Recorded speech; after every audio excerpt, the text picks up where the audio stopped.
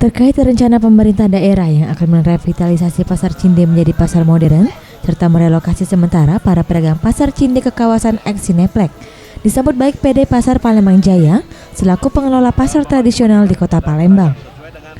Menurut Apriyadi S. Busri, Kepala PD Pasar Palembang Jaya yang ditemui pada Jumat 8 Januari 2016 mengutarakan, PD Pasar Jaya sudah melakukan rapat dengan Sekda Palembang terkait relokasi pedagang di Pasar Cinde, dan dari hasil rapat tersebut, pihaknya tidak akan menggusur pedagang batu akik yang telah menempati kawasan eks Cineplex.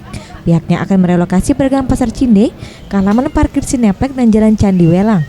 Hal ini sesuai dengan permintaan pedagang yang tidak ingin direlokasi terlalu jauh dari tempat yang lama.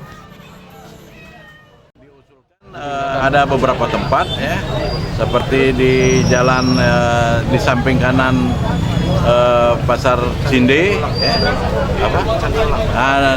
Jalan Candi Welang, kemudian di depan Cineplex ya, ada tanah kosong itu. Nah, itu sudah dicalonkan untuk relokasi. Para Dwi Satria, Meka Dwi Handayani, Sriwijaya TV.